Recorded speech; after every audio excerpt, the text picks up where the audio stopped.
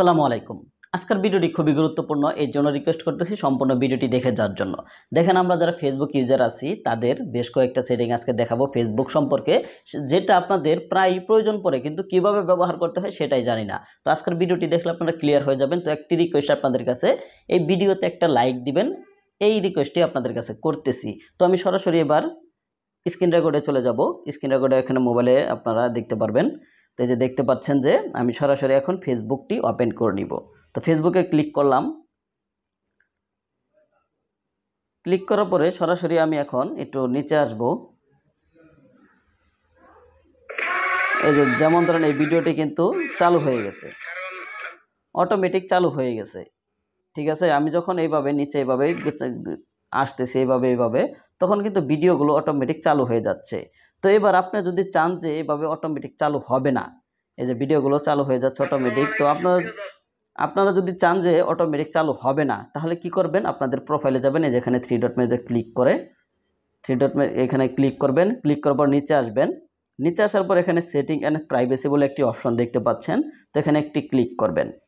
এখানে ক্লিক করার পরে এখান থেকে সেটিংয়ে চলে যাবেন সরাসরি।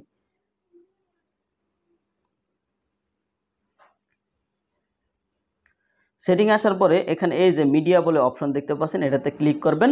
বা আপনাদের মিডিয়ার সাথে আরও কিছু অ্যাড থাকতে পারে, যা মিডিয়া কন্ট্যাক্টস বা আরও কোনো কিছু লেখা থাকতে পারে, তো এখানে মিডিয়াও থাকতে পারে। তো এখানে মিডিয়াতে ক্লিক করে দিবেন।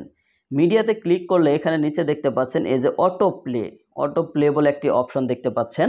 তো এখন যদি আপনারা এখানে অন ওয়াইফাই অনলি, শুধু ওয়াইফাই যদি আমি কানেক্ট করে ইন্টারনেটে ফেসবুকে ঢুকি, তাহলে শুধু আমি ভিডিওগুলো দেখতে পারবো, কিন্তু ডাটা দিয়ে দেখতে পারবো না। আর যদি এটা দিয়ে দেই তাহলে মোবাইল ডাটা দিয়েও দেখতে পারবো এবং কি ওয়াইফাই দিয়েও দেখতে পারবো। এবার আমি যদি এই যে নেভার অটো প্লে ভিডিওস, এটাতে যদি ক্লিক করি, তাহলে কিন্তু আমি কোনো ভিডিওই দেখতে পারবো না। দেখাচ্ছে, আমি এটা কিন্তু অন করে দিলাম। এই যে নেভার অটো প্লে ভিডিওস, এটাতে ক্লিক করে আমি কিন্তু বের হয়ে আসলাম।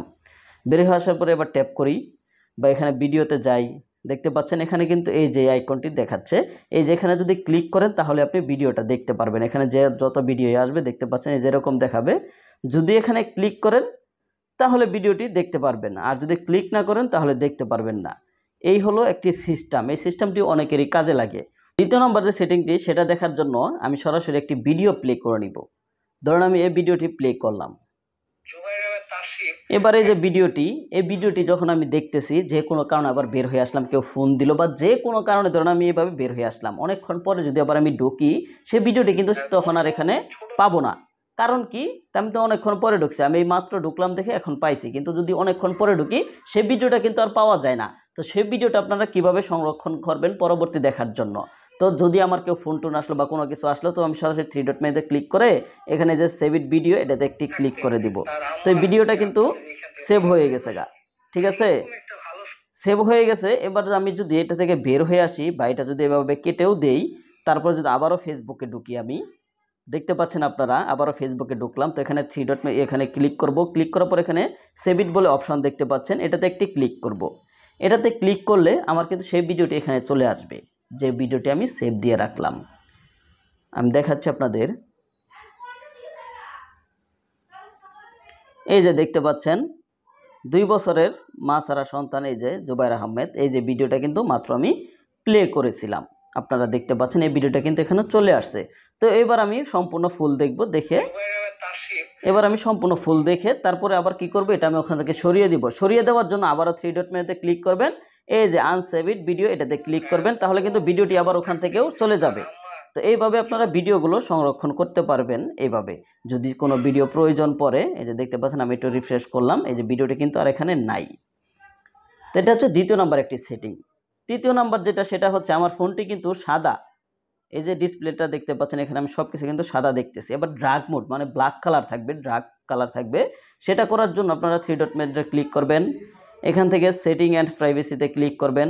এখানে এই যে চাঁদের মতো আইকন দেখতে পাচ্ছেন ড্রাগ মোড, এটাতে একটি ক্লিক করবেন। এখানে অন অফ সব কিছু রয়েছে, আপনারা এই যে অনেক ক্লিক করলে সব কিছু ড্রাগ মোড হয়ে গেল। দেখতে পাচ্ছেন ব্ল্যাক কালার কিন্তু সব কিছু হয়ে গেছে। অনেকের প্রয়োজন পড়ে যে ব্ল্যাক কালার দেখবো, ব্ল্যাক কালার হয়ে গেছে, আমার একটু সাদা কালার প্রয়োজন, আনতে পারি না, সের জন্য এটা দেখালাম।